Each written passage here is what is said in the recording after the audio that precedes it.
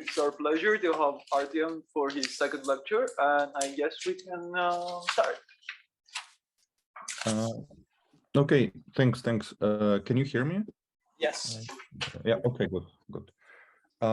All right. Yeah. So let's continue, I guess, our discussion of the regularity lemma of this nice decomposition for the measure or for the graph, depends on how you prefer to view it. So I have this slide on with the statement where we finished yesterday, right? So given two definable and pairwise commuting Fisher measures and a definable binary relation, E like this, we can always decompose the parts of this bipartite graph into finitely many pieces, right? Satisfying these conditions that there are few bad pairs, and on every good pair, we have that the density of the edges is approximately uniformly distributed on the whole pair. So up to epsilon, it's the same density on any pair of definable subsets. Of course, if I pick my subsets which are very small, too small, it doesn't say anything, right? But on any sufficiently large definable subsets, we get that the density is the same as on the whole square, on the whole rectangle, excuse me. Okay, and we finished by pointing out how a compactness argument tells us that the size of this partition only depends on epsilon. So now, in general, this dependence is pretty bad. So this is a result of Gowers, which shows that the dependence. Okay, let me start it on actually on a new slide, I guess. So a couple of remarks about this result, and then we see how model theory, classification theory finally enters the picture. So the remarks are that by theorem of Gowers, the dependence of n, the size of the partition on epsilon is very bad. So n of epsilon grows as an exponential power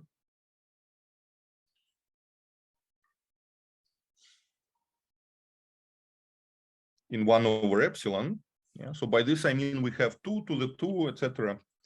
To the 2, where we do this some polynomial in terms of 1 over epsilon. Maybe epsilon square, I don't remember. So the point is that it grows as exponential power. So this is very bad dependence. This is one point, yeah. So even this though this partition that we get is finite, it depends on epsilon in this very bad manner. The second point is that bad pairs are unavoidable. So this is 2. Bad pairs are unavoidable. And the classical example which witnesses this is given by the half graph, which already hints maybe that stability might play some role. So, namely, if we'll have graph is something that whose adjacency matrix looks like this, okay? So we have all the edges, let's say, below the diagonal. So this is something that is defined by the condition I is less than j. So the pair ij is an E, if and only if I is less than j. And if we have sufficiently large bipartite graph of this form, it's an exercise to check that you always have bad pairs, no matter how you try to partition this. The reason is somehow that any partition I pick, like we discussed, I will always have to have some part which happens to hit the diagonal, right? And on the diagonal, once we essentially close to the diagonal, I can have the part which is, let's say I can pick a small subrectangle here, and I can pick a small subrectangle here. And you see that on the first one, there are basically there are no edges at all, while on the second one, we have all possible edges. So the densities differ entirely, right? We have here density 0 and here density 1. So this is an idea, right? But okay, then one can make this precise to show that bad pairs are unavoidable in general. And what else? Oh, and the third point is that densities can be arbitrary real values. So in the statement of the theorem, the densities can be any, what I denoted this by Dij, right? The density of the edges on a given good pair, good rectangle. So these densities can be arbitrary.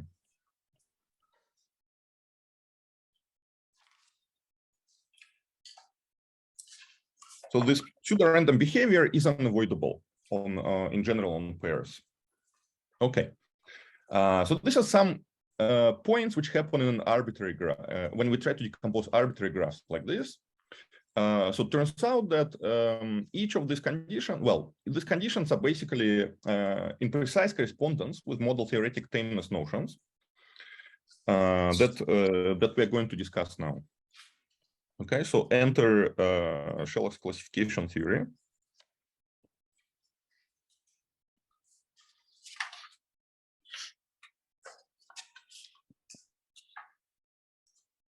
Or I don't know, people call it sometimes neo-stability, whatever you prefer, or generalized stability theory. Anyway, so what is, I'm sure most of you have seen some glimpses of this. So maybe let me try to say it in a slightly different manner that is well tailored for the applications and connections we're discussing today. So what it really says, so what we really want to study here is we study structures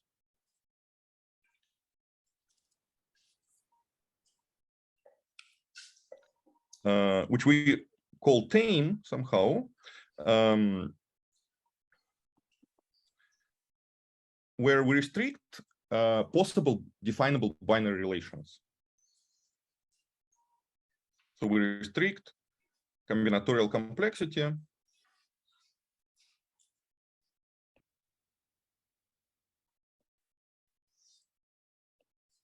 of definable binary relations.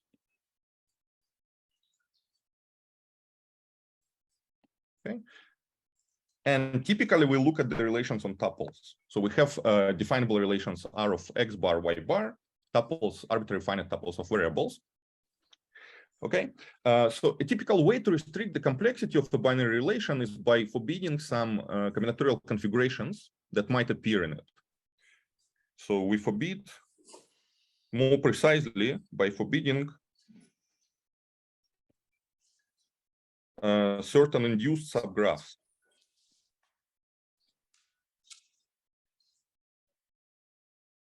Okay.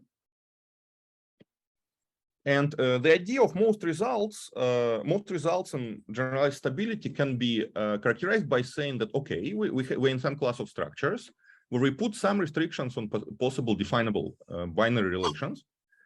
And what we want to say in the conclusion is that then these binary relations are somehow approximated by the unary ones. So from this, we typically want to conclude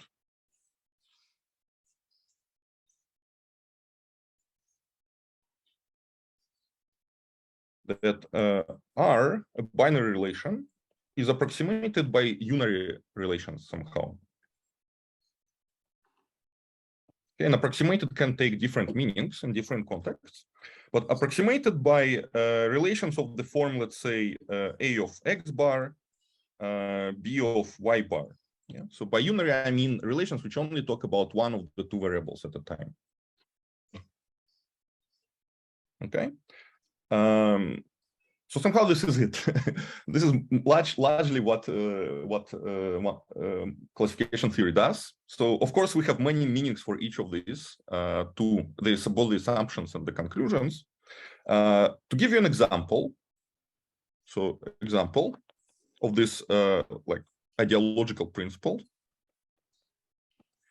Let's say we're in a stable theory. Yeah. So for example, given two types, let's say we're given two complete types, P of X and Q of Y, types over, let's say, over a big saturated model, yeah, given two types into different variables, we can consider the type, partial type, P of X union Q of Y. Yeah. So typically it's a partial type. I mean, it's basically almost always a partial type because it doesn't specify any information between the two variables, right? Involving the two variables. So this is a partial type. Okay. Under some conditions, we want to understand when, in fact, this partial type already determines a complete type. So in a stable theory, T, we have that up to forking, up to small error, somehow sets of smaller dimensions, forking sets. In fact, this does determine a complete type already. Yeah? So in a stable theory T, if we take any pair AB realizing this, P of X union Q of Y, so that this pair is independent in the sense of forking. So A is independent from B over some small model, let's say. Yeah. Then this already determines a complete type. So the type of the pair AB is determined. So for any two independent realizations of P and of Q, this already determines the binary type. So one can think about this as saying that up to a small error, namely those pairs which fork, so somehow forking is a notion of smallness, right?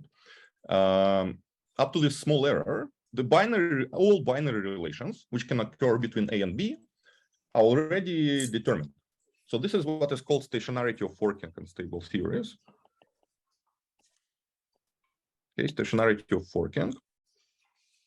It's the fundamental property of forking in stable theories. Now, of course, the best case scenario would be if we are actually in a unary theory, right? So let's say we're in a unary theory, which means we only have unary predicates in the language. Then this would happen without any additional requirement, right? If we specify which unary predicates holds on X and which unary predicates hold on Y, this completely determines the type of X and Y. The only problem is that there are no unary theories, because in model theory we always have the equality symbol in the language, right? Which is a binary symbol. It's a rather simple binary relation, but it's always there. So there are no actual unary theories. But okay, but up to small error, the best case scenario would be if it's truly unary. But now we say, okay, but maybe let's say at least some binary things are forbidden. To what degree can we recover them from unary things already? So this is I guess, the problem or the typical result one has. Okay, and now the stronger versions of the regularity lemma for restricted families of graphs, like for stable graphs, for NIP graphs, etc., are obtained by taking one connect.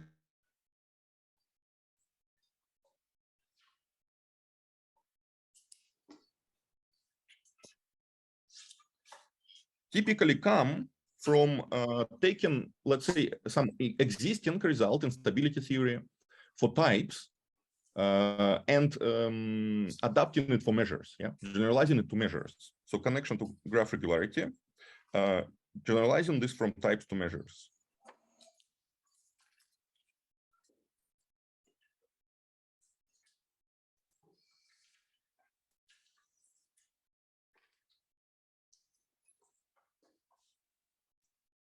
So the situation here is exactly the same. Let's say like we're given two measures, mu of X and mu of Y. Yeah, measures over, let's say, some saturated model. And we're in the same situation. We consider the product measure. So I'm not saying the tensor product like we defined yesterday. Let's say just the product measure, which is a measure defined on all sets of the form on the Boolean algebra generated by products of unary sets. So by sets of the form A times B, where A talks just about the variable X and B talks just about the variable Y. Okay. And then we want to understand when this already determines a complete measure in two variables. So the hope is to show that under some assumptions, stability, NIP, etc., distality, one of your favorite, let's say, dividing lines in model theory, up to a small error, this already determines, well, small error and maybe some assumptions on these two measures. So already determines a complete measure in two variables.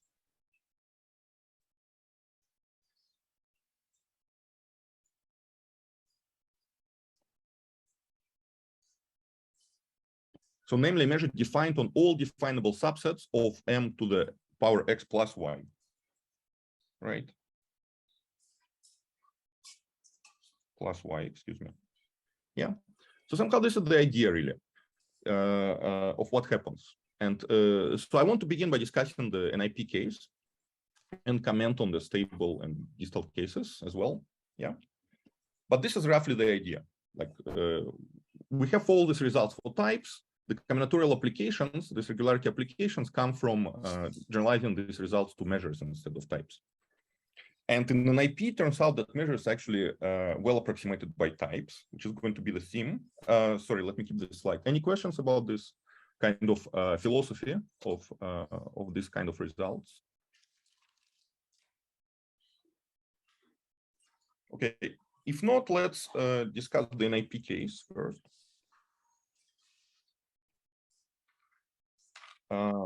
Okay, so I'm never sure if well, anyway, yeah.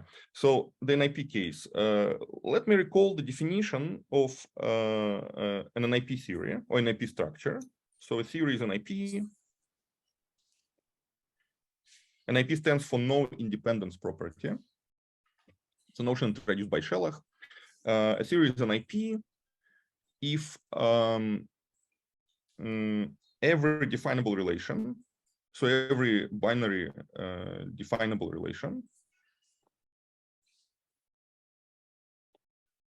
omits some finite bipartite graph.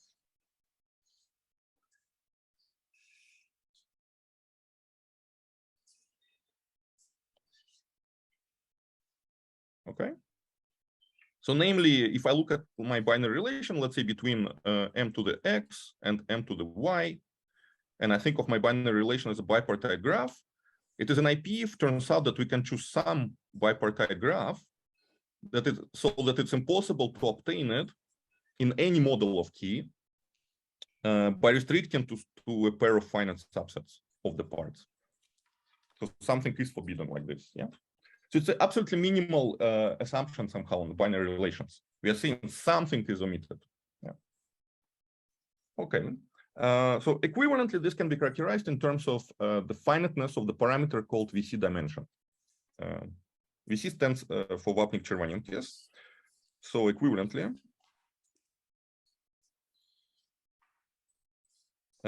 if we have F, a definable family of sets, so let's say this consists of all sets of the form f of m b, for b in my, let's say, for some formula phi of xy in the language.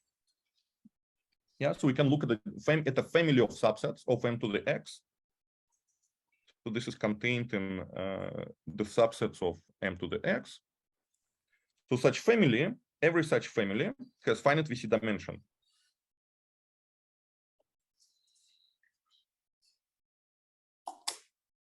So what do I mean by the VC dimension of a family?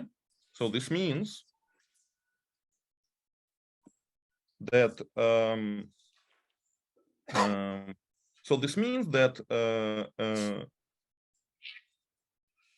every set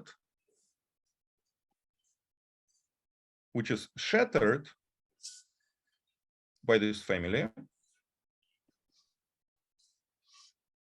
So let's say every set A, subset of Mx, shattered by this family, meaning that also meaning that every subset of A can be obtained by intersecting A with some instance of the formula, well, some set from F.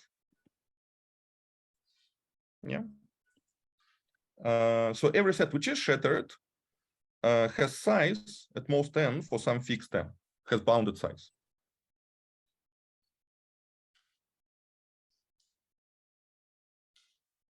So for some fixed d. Okay.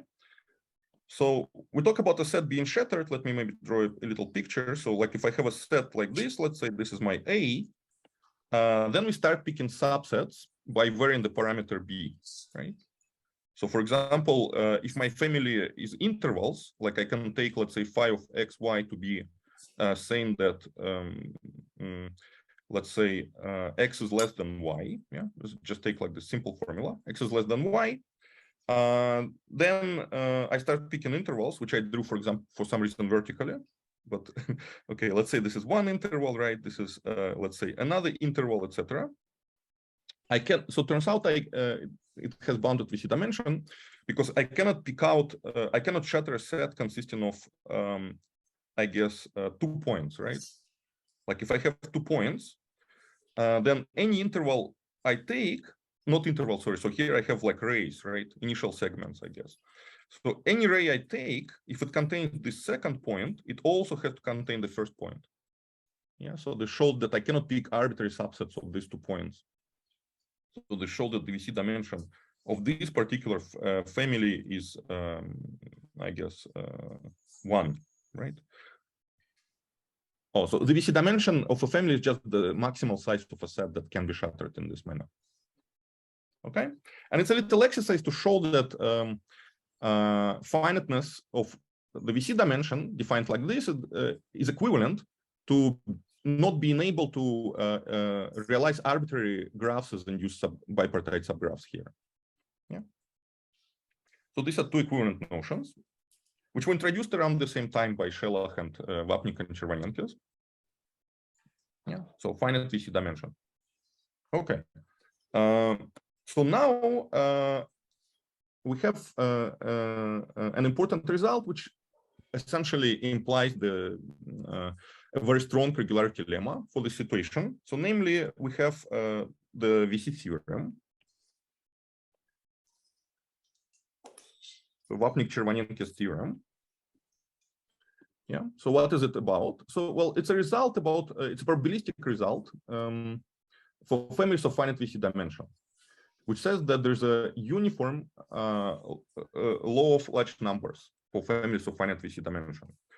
So first of all, before I state the theorem, let's just recall vaguely the law of large numbers, or one of the versions, the weak law of large numbers.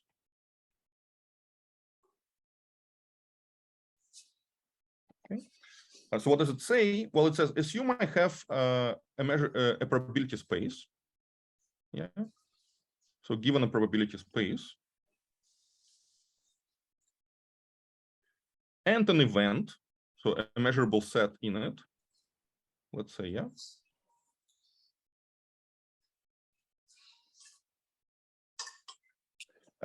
We would like to learn the measure of this set, or the probability of this set, by sampling points. Okay. And the law of large numbers tells us that the measure of the set, let's say A, so we get that the measure of A is can be obtained by starting to sample points at random and asking what is the fraction of those points that belong to this set. Okay, so we just ask how many of points, let's say P1 through Pn. So I look at the set of all P1 through Pn, so that yeah, so I'm picking a sample of points independently at random, and I'm asking how many of them belong to A. Yeah, so we look at the cardinality of n tuples, where Pi is an A, and we normalize it by n. And as n grows, this proportion converges to the measure of the set. Okay, but here we just have one single set fixed, and the assumption of finite VC dimension allows to prove a same result, but simultaneously for all sets in a given family. Under some technical assumptions on the measure and on the family of sets, which I'm not going to focus too much on. It's not so important for us here. Yeah, but there is a result like this. So let me state the Vichy theorem. So given epsilon greater than 0, there exists n, let's say capital N, a natural number, such that, oh, and D as well, excuse me, a natural number, such that if I have a probability space, let's say omega mu, and let's say sigma. So sigma is a sigma algebra, and mu is a measure on it. So if this is a probability space, yes, we're given a probability space, and assume I have a family F of measurable subsets. So F subset of sigma, so that the VC dimension of this family is at most D. Yeah, so given a family of sets of dimension D,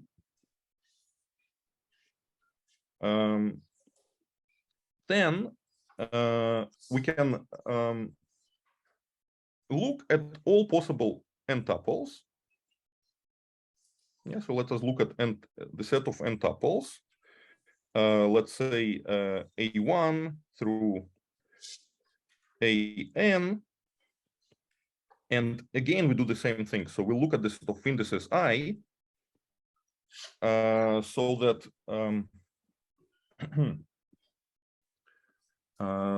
excuse me, let me see how to say it better. So we look at the sets, right? Tuples in omega to the n. Excuse me. Oops. In omega to the n, so just tuples, elements from our space, right? And we look at the fraction of those I, so that AI is in S. So for every S in my family, which are in S divided by n, and this capital N everywhere, excuse me. So we look at the fraction of those points in the sample, in this tuple, which are in S, and we only ask for those for which this is within epsilon of the actual measure of the set S, okay? And the point is that this goes to 1. So the nth power of the measure of this set goes to 1. Okay, so this is the Vichy theorem. In fact, sorry, it doesn't stress the uniformity, I guess, the way I stated here. So I should say it better. I look at the supremum over all S and F of this, and that goes to 1. Is this what I mean?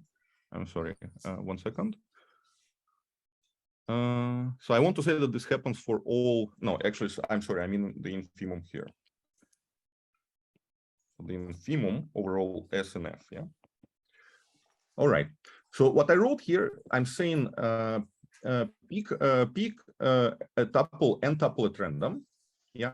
Turns out that every set in my family, I can approximate its measure up to epsilon simply by asking what is the proportion of the points in this family which belong to this set.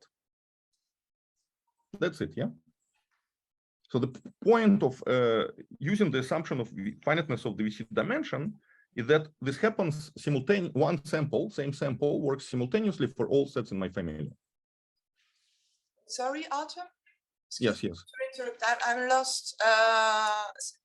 What is the limit? So we are looking. I'm looking at. Oh, maybe it makes no sense what I'm saying here. I'm sorry. Yeah, I think I wrote some nonsense again. I'm sorry. So I'm looking at the measure of the set where I put the excuse me, I put the infimum in the wrong place. I'm sorry, yeah, this was nonsense. So what it says is that I look at okay, I'm sorry. Let me rewrite it. So we want to look at the difference between the measure of a set S and the fraction of points which are in it. So I'm looking at the cardinality of the set of I, so that AI is in S, normalized by N, right? This is the difference. And I'm looking at I want to take the supremum over all S of this difference. So the supremum over all S and F. And I want that this is smaller than epsilon. So I think now this is what I intended to say, but not what I wrote earlier. Excuse me. Yeah. So I want to say that I take one sample, right? With let's say I pick it at random, and I ask, let's go over all sets in my family, and compare the difference between the measure of my set and the proportion of the points AI which are in this set. Okay. And I want to say that the condition is that this is within epsilon for all sets S in my family F simultaneously. All right. And finally, the limit is 1, meaning that the probability that, and this should be a capital N as well, the probability that a sufficiently long tuple satisfies this condition, simultaneously approximates the measure of all sets in my family, is going to 1 with N. So as N goes to infinity. So because you wrote there exists an N. There exists an N depending on D and epsilon, right? So this N, I see. So in fact, then I can just, I see, I'm sorry. So yeah, so we can erase this part for now, I guess then, right? And by exists N, I mean, what I should have said is that for any epsilon, we can choose N. Yeah, never mind, ignore it, yeah. So this is the statement, I'm sorry. I confused myself with the quantifiers, yeah? Yeah, so if we pick longer and longer samples, then they approximate the family better and the measure of all sets in my family simultaneously better and better. All right, so this is the Vichy theorem. This is not true without the assumption of finite Vichy dimension, essentially. Because let's say if you have arbitrary subsets, somehow you're not going to be able to do it with a single sample. Yeah, I mean, in a certain sense, this is equivalent to finiteness of the Vichy dimension of a family, if you're allowed to localize the measure, but that's some technical point. Yeah. Anyway, so we have this approximation result. Now, an important corollary of this approximation result is that we have what is called Epsilon Nets. So corollary, existence of Epsilon Nets for families of finite Vichy dimension. So again, given epsilon and D, now there exists N, I guess I want to say, yeah. So that, again, for any probability space, so if omega mu sigma is a probability space, then there exist some points, A1 through AN, okay, such that if S is a set in my family F, and the measure of the set is at least epsilon, then it contains one of those points, at least one of those points.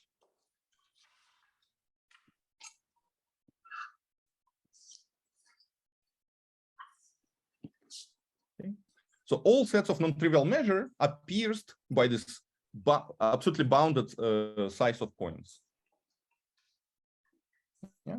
So for example, if you take a unit interval and look at the family F to be all subintervals of this interval, let's say, right? So we have a bunch of intervals thrown on the unit interval. To get such an epsilon net as in the corollary, we might want to pick the points distributed uniformly on the interval let's say, a distance slightly smaller than epsilon. Okay, and then if I take any interval, and let's say we work with respect to the Lebesgue measure, so any interval which is of length at least epsilon will have to contain one of those points, right? And this is generalizations of this result, saying that all you really need is the only important relevant property here of the family of intervals is that it has finite Vichy dimension. Okay, hopefully this makes sense now. Sorry for the question. Yes.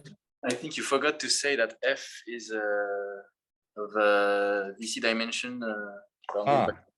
By D, yes. Thank you. So VC dimension of F is at most D, and F is the same as in the previous statement. Yeah. So F is a family of measurable sets. Okay. Also, to be completely honest with you, I'm omitting some assumption on F. You need some technical measurability assumption on the family, but this assumption is not relevant when, if, for example, the probability spaces we are considering are finite, or if the family is infinite. So a caveat. This only holds with some additional assumption on F.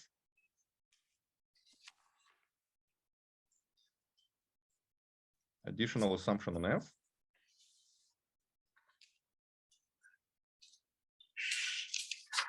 Which always holds if, for example, F is finite or countable, or the probability space is finite. Okay. And this will be enough for our purposes. So I don't want to stress the point. Yeah, there's an additional technical assumption. So anyways, yeah, okay, are we okay with the statements?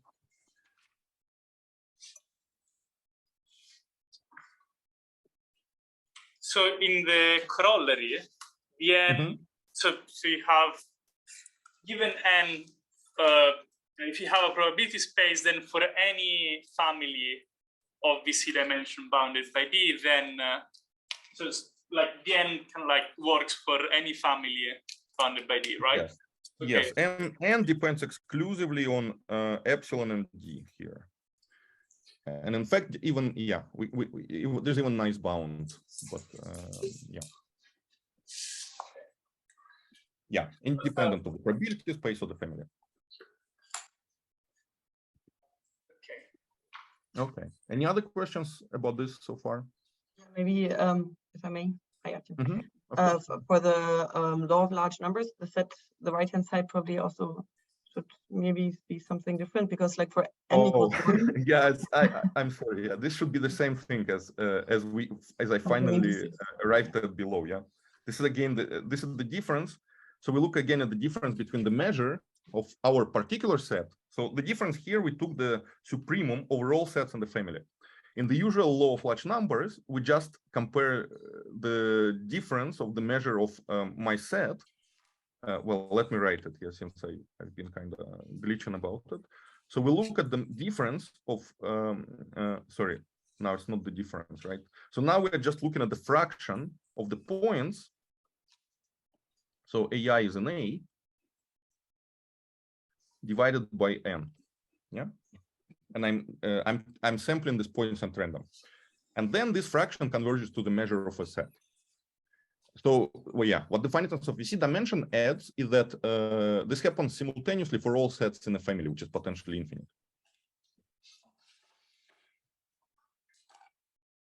All right, so this is the Vichy theorem.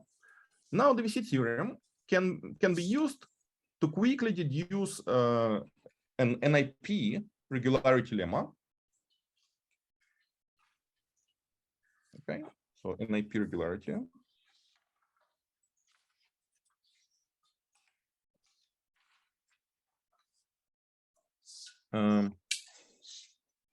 So, okay, so let me state it in the following way. So assume we have, again, two Kessler measures. So mu of x, nu of y, commuting, pairwise commuting, definable measures, Kessler measures,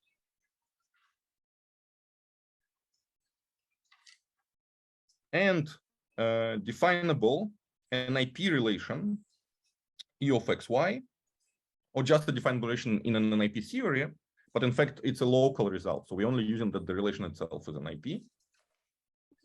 Okay. Then there exists some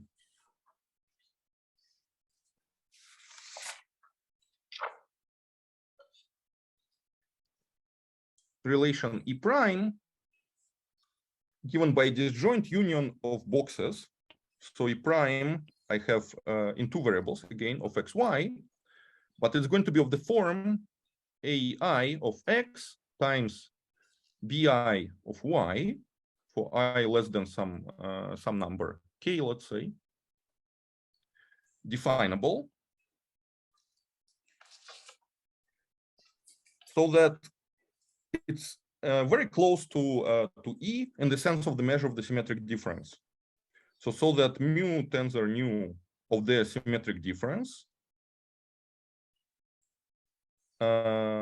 is smaller than epsilon. And I should have said that for every epsilon there is such a relation. So then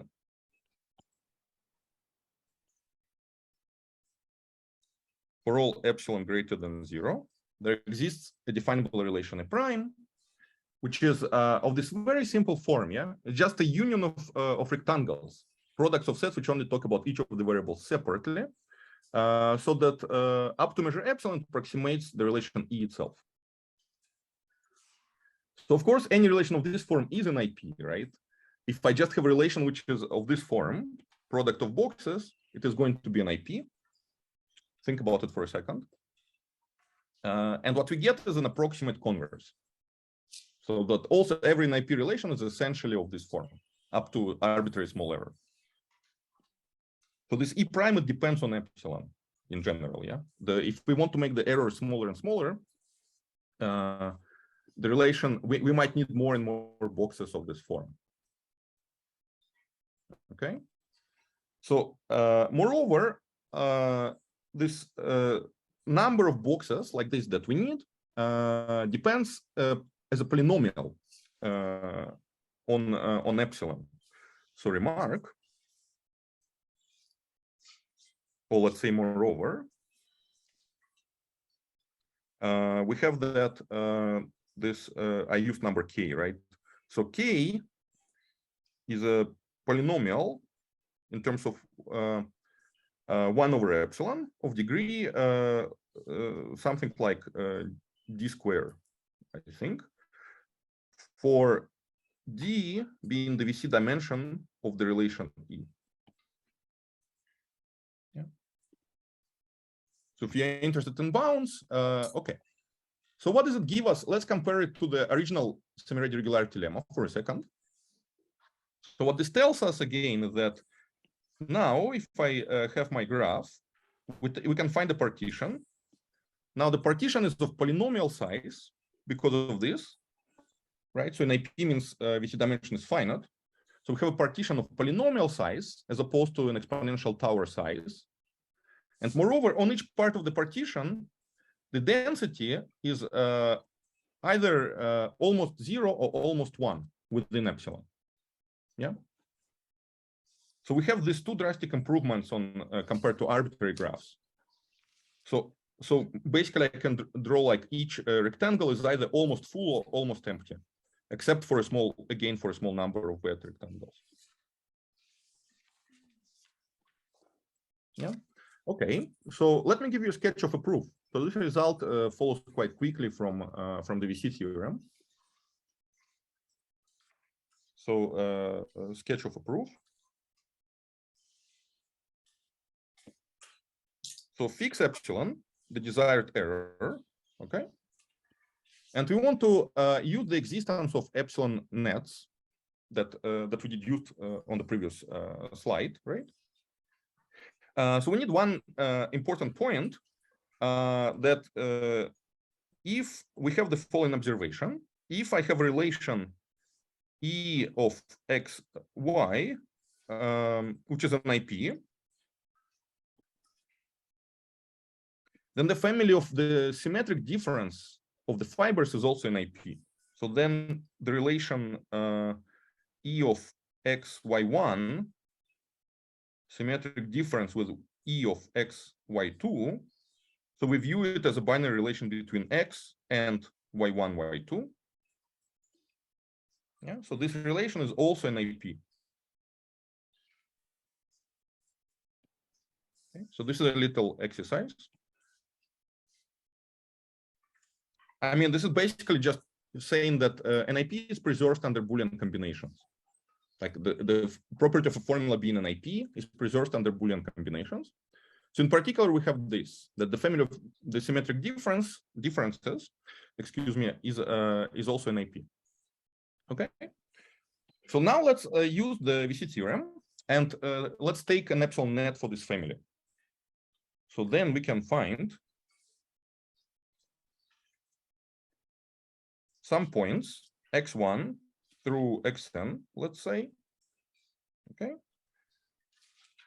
such that for every 2 points y and y prime, we have that the measure mu of the symmetric difference of E y, symmetric difference with E y prime, bigger than epsilon, implies that at least one of these points belongs to the symmetric difference of these two fibers.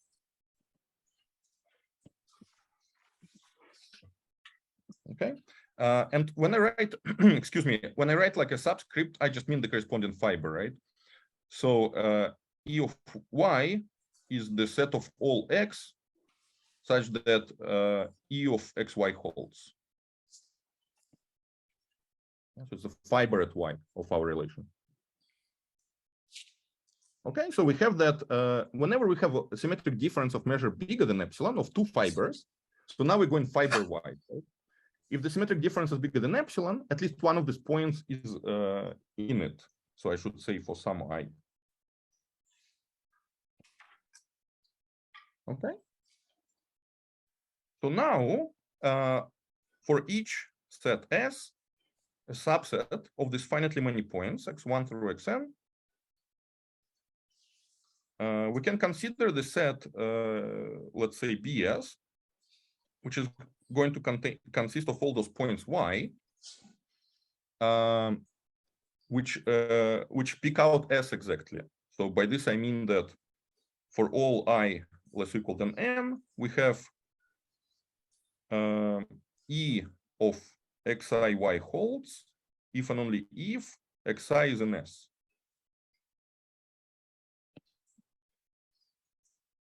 Okay, so it means, so I have this finitely many points xi. Now I pick an arbitrary, fix an arbitrary subsets of the xi, and I collect all y's which are connected by E precisely to these points from this set, and not to the other ones. Okay, so I choose such a set for each S. So there are only finitely many, right? It's just 2 to the n at most. But then we have that for any y1, y2, we have, sorry, if I take any 2 points from the same set BS, so any y1, y2 belonging to BS for a fixed S, we have that the measure of the corresponding fibers, mu of E y1, symmetric difference E y2, is less than epsilon. Right, just by definition. So if the symmetric difference was bigger than epsilon, it would have to contain some xi. But then, since they are in the same set BS, they have the both y1 and y2 have to be connected to the same xi's. So it cannot be in the symmetric difference. Yeah. Okay, so we have this condition, and now we can build the relation A prime. So for each S, pick an arbitrary element, little bs, in the set, capital BS, and we define E prime to be the union of the sets of the form EBS times BS. Okay, so we take this union over all S. And note that this is a relation E prime is of the desired form, right? So it's just a union, in fact, even disjoint union from the definition of these sets. Yeah, we have a disjoint union of finitely many sets, where each set is of the form something about X times something about Y. Yeah, and what remains is to verify that this works. So from from this construction, we will see that the measure of E symmetric difference with the prime is less than epsilon. So this gives us the desired approximation using boxes. And now, in order to conclude that the number of the boxes we need is polynomial, requires an additional idea. So this requires using Sauer-Schellach lemma. But I don't want to focus on it now. But this says somehow that the number of sets in any family of Vichy dimension only grows polynomially as opposed to exponentially.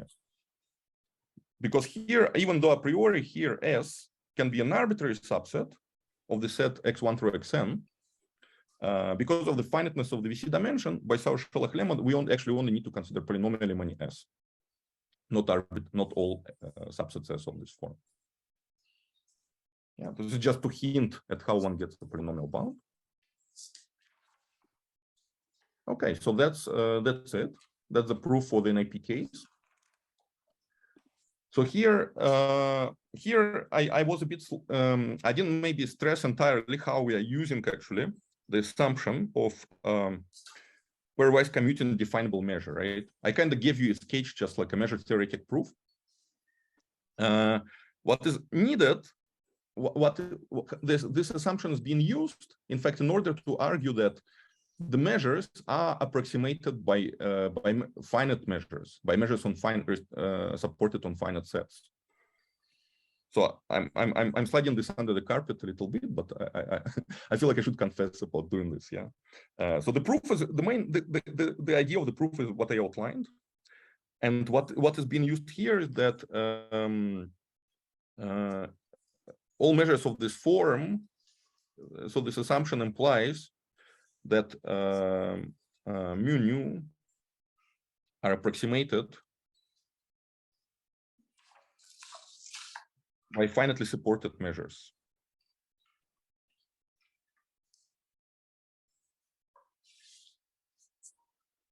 I don't want to also to spend too much time on this, but if you're familiar, let me just remark that this implies that the measures are generically stable in an IP, the assumption. And so then they can be approximated by averages of points as opposed to types. And so the proof I outlined goes through. Okay, so this is roughly the idea of the NIP case.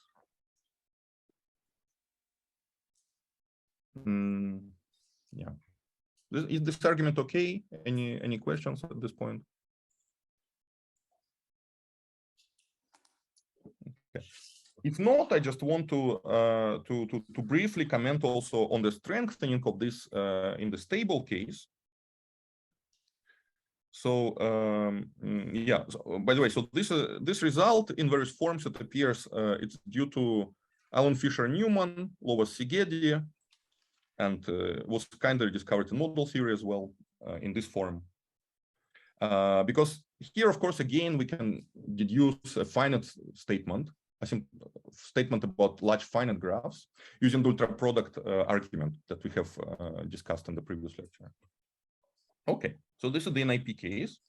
In the stable case, what we get to in fact, is strengthening of the fact that each measure is in the closed convex hull of types. So the Vichy dimension, the Vichy theorem, in a sense, can be viewed as saying that every measure can be approximated by the averages of types. In the stable case, we get that it's not only approximated, but that in fact it's there's an exact equality. So let me state that fact due to Kissler.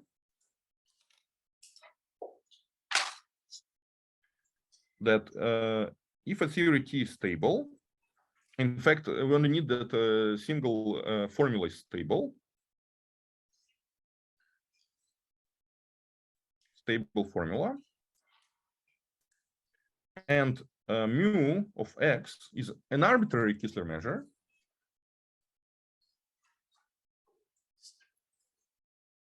Okay, Kistler measure. Then, in fact, there exist types. Well, we can, in fact, write that mu of phi of x. Okay, let me write it like this. So then there exist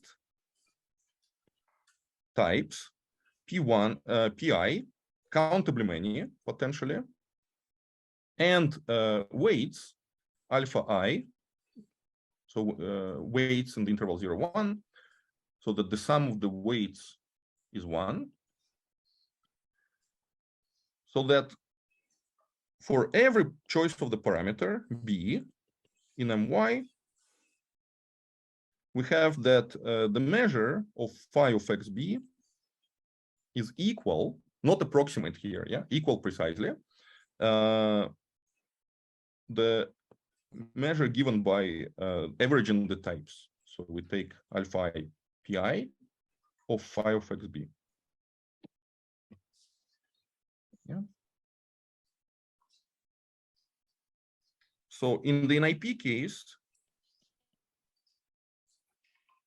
we had that we had an approximation result here. Yeah. So we had that the measure mu of phi of x b was within epsilon of an average of finitely many types.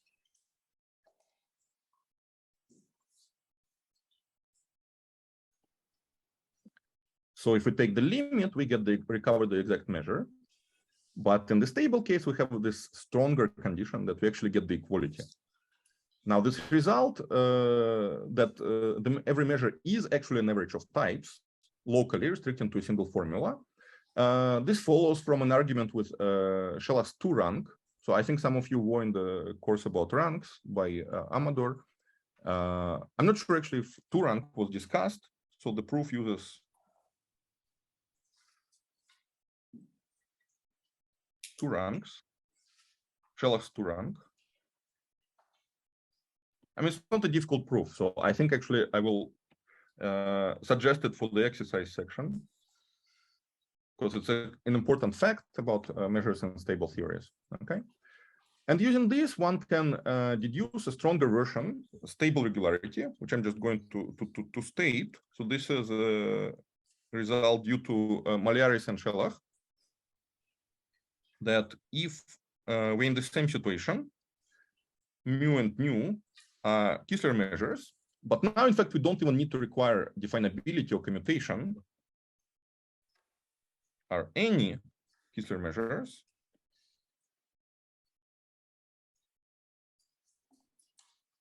and E of xy is stable. Okay. Then again, we get a decomposition like in Semiramis regularity lemma, but the main advantage is that there are no bad pairs anymore. So then there exist, so for every epsilon, exist again partitions, let's say AI, BI for I less than n, right?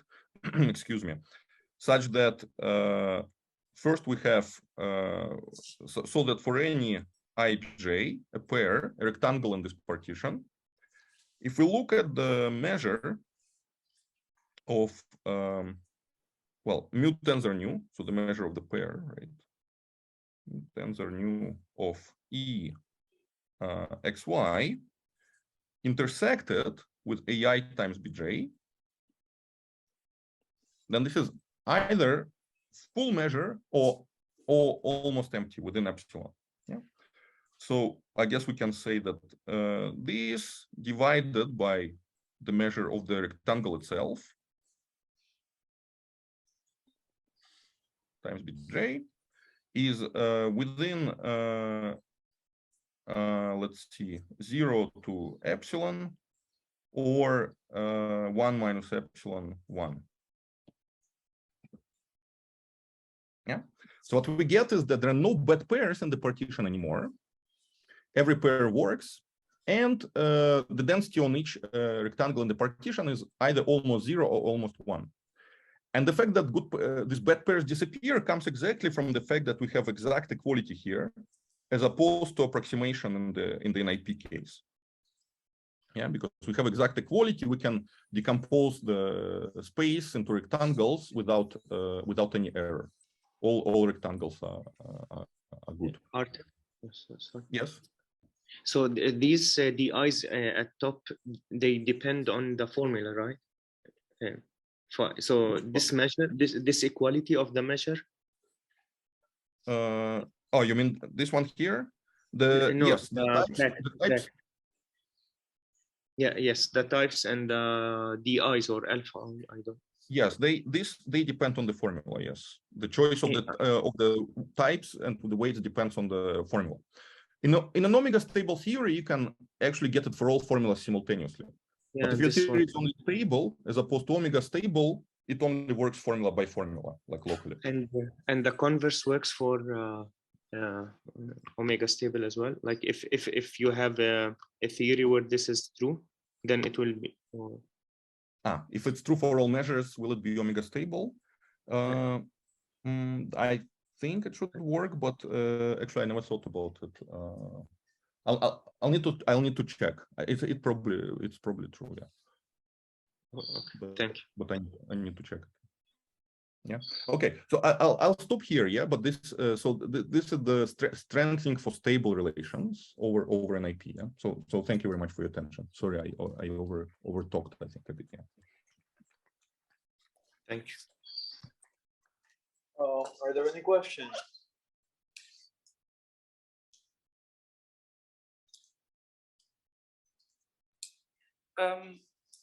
Maybe so we're talking about how in a stable theory, fixing a formula, the measure is given kind of like precisely by a weighted sum of types, but this is not something that can be done globally.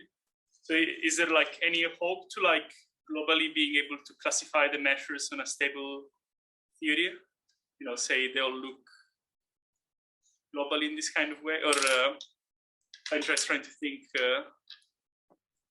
No, maybe my question doesn't make sense. Sorry. You are asking if there's a stable counterexample to this statement, basically, yeah? No. Oh. Okay. No, I was just asking whether there was like some way to get a general theorem saying, basically, kind of like classifying the measures in the context of like a stable theory, so say,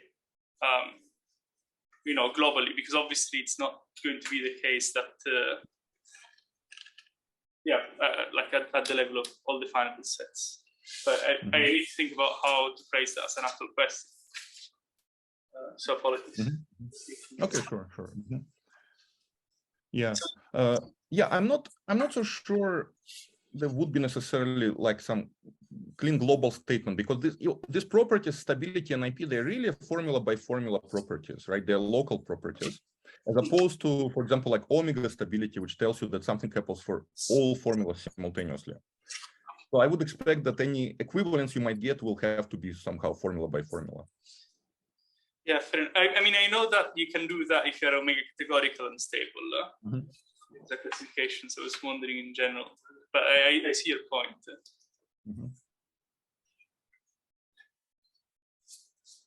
Any other questions? So in the NIP regularity lemma, you said there still is like these bad pairs, but I guess it's not really like explicitly stated in this statement you've written down. So like where in the statement is that hiding? The generic stability, basically, where it's hiding. No, the bad pairs. Bad pairs. But pairs, I'm sorry. I see, yeah. But pairs come in the fact that we only have that the symmetric difference is less than epsilon. Yeah. So somehow what it is saying is that the L2 norm, in the sense of the L2 norm, like maybe if this is helpful for you, I don't know, but maybe just to give a different intuition. So we are comparing the L2 norm of two indicator functions, basically. Yeah. And we're saying that the L2 norm is small. So this means this allows for a lot of places where the indicator functions have different values.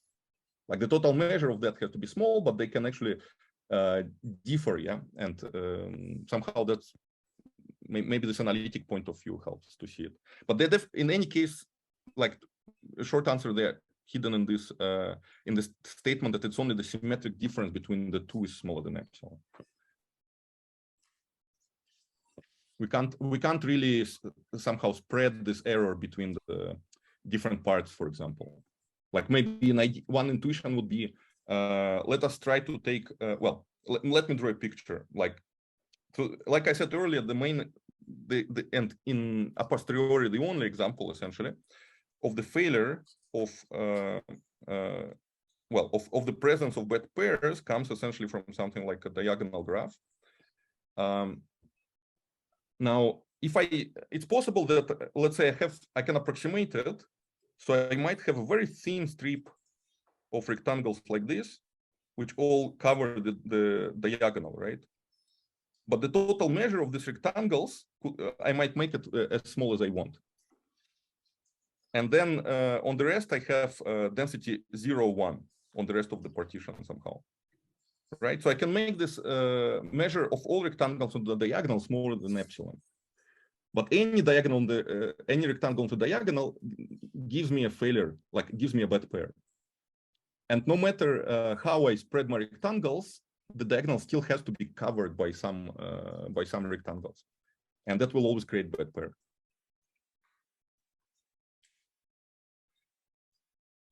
Does it help a bit? Yeah. Yeah. Okay. Any final questions? Okay, then I guess we can thank Artem again.